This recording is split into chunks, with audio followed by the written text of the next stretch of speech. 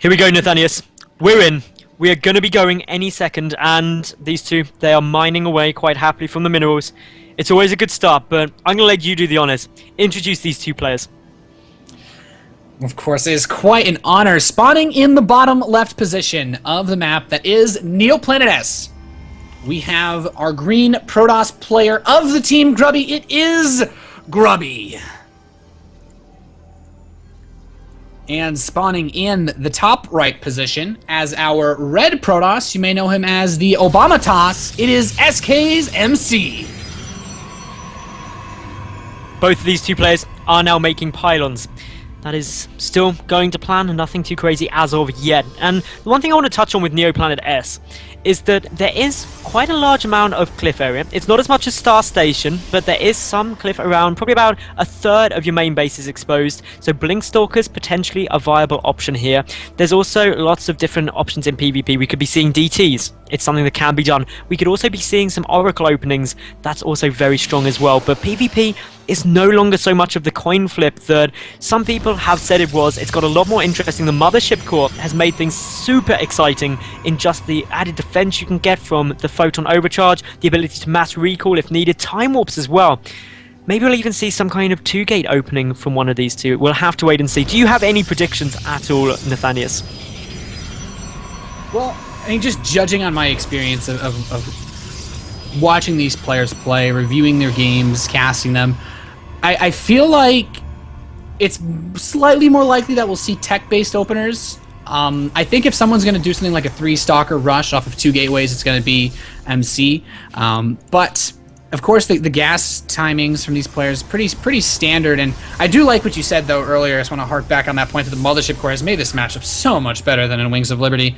Being able to help stall out for defenses and really hypercharging all-ins is one of the cool things that you can do now. And I mostly like the fact that, well, people can expand a little bit more in this matchup now. Yeah, it's no longer a case that whoever expands first loses. It's come a lot more. Now, the other thing about Neoplanet S, which can lead to some really interesting situations, is because of this circle in the middle, you can end up getting both armies going opposite sides of it if they both move out at the same time, which can lead to some very interesting base race situations where things like mass recall could make a huge difference. Grubby is going to be moving out with his scout now. At the same time, though, we've got MC moving in with his probe. He gets a good look. Sees there's 2 gas, 6 probes in there in total. Meanwhile, at the same time, we see MC has 2 gas, 6 probes in total as well. So things looking fairly equal in terms of the first units coming out. They've both got a Zealot, but there's the first variation. Grubby with a Sentry on its way. MC with a Stalker. Yeah, and this is one of the more the standard follow-ups as far as things go. So just looking at what they're doing right now, MC, Stalker, Twilight Council, he's going to go Blink. Yep. You almost never see anybody go for something like Dark Templar off of a Sentry because you don't have anything to defend yourself with to buy time if your opponent is doing something very aggressive like a 3-Stalker Rush, for example. But Grubby, opening up with the Sentry, his Twilight Council, I'm feeling his intentions could be slightly more sinister. They definitely could be. Yeah, it's possible he can go for Blink, but I mean, with the Sentry, he wants to defend at least reasonably well for a little bit. I think the big difference is of course that MC, he's pumping out these additional gateways. I said straight at the early on, because of the amount of cliff area on Neoplanet S, Blink is really solid. But the other thing I'm really keeping an eye on is down in the bottom right. Grubby has built a pylon down there in a bit of a hidden location. So I'm waiting to see if he's going to go for anything sneaky from that. Here comes Blink for MC, just as we both expected, Nathanius. So things going good for us at the moment. And here comes the Dark Shrine. It is going to be sneaky proxy down there. This is really smart by Grubby. So we both got this completely right. We know what these two are doing, and now it all comes down to how much damage is MC going to be able to do, but he has not got any detection for these DTs, and that could be the big problem for him.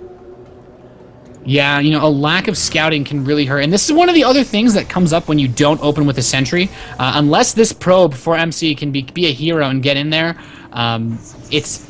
it's very difficult to scout because we see Grubby using the Hallucinated Phoenix. He knows. He's like, okay, 3 gateways, robotic. You got Twilight Council. It's blinking, so he's going for the blink research. So Grubby knows exactly what his opponent's doing. And the thing about the Dark Shrine is, Grubby, you know, Stargate used to be one of those semi-coin flip openers because you didn't have detection. But Twilight, there's still no detection for MC. Yep. DCTs could do tons of damage metals. MC has just started his robotics facility. This is cutting it very, very close. The Dark Shrine is going to be done in 15 seconds. The robotics facility is significantly longer, the Observer even more. Blink is now getting researched by Grubby, but Grubby, when he flew in there with that hallucinated Phoenix, and when he saw that Twilight Council was down, he must have been rubbing his hands with glee, knowing that things are looking really solid for him. MC is starting to move forward, though. Blink is about to be done. The first DT is warping in. Only a lone wolf going his way across. Going to head into that main base. The robotics facility is 3/4 done. It's all getting very close indeed. MC pulling back his mothership core, but regardless, quite a few probes are going to die here. Yeah, and you know, Grubby immediately takes a swipe at that robotics facility. You can actually kill off a robotics facility. A lot of players try to just use it if they go for double Dark Templar warp in, but Grubby playing slightly more defensively. He had a couple extra stalkers at home, so he's only able to build one Dark Templar, and what he wants to do is just poke away at the probes. He's not going to cause game-ending damage here. He's managed to kill off 5 probes, which is quite a bit, but the Observer is out now. The Dark Templar will be shut down, and behind this, Grubby's going to expand, and this is about as safely as you can do it because you kind of limit how many observers your opponent can make, and this also forces MC to be defensive and expand himself. Yeah, and this proxy pylon for MC is about to get sniped off here. It was up at the top of the map, so nice little move there by Grubby. His mothership core being quite proactive, checking around. The expansion for MC is also now just getting started up. We can see that both these two now sitting back. Both the players do have blink, and things have stabilized quite a lot.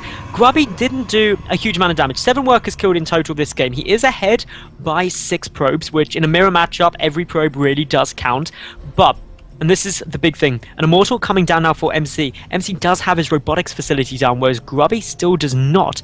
And that will play in going into the later stages if we get there. Grubby already starting to move forward, though. His Stalker count is significantly higher than that of MC's 13 to just 6.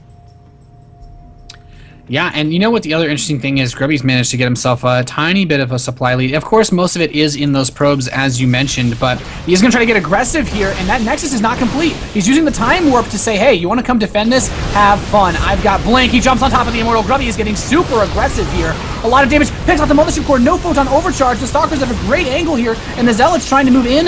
Well, there's a Time Warp there. He's going to blink up and snipe off the Sentry, but there's no more energy left on it, and some great control by Grubby. He's not losing any of these Stalkers here. He will lose the Mothership Core, but the probes are having to be pulled by MC to help hold this, and a double supply lead for Grubby now, Metals. He may have just moved in with one ninja move here and completely killed off the boss toss for game number 1. Yep, nicely taking out that Immortal. That Mothership Core going down, and MC GG's out of game 1. Grubby is 1-0.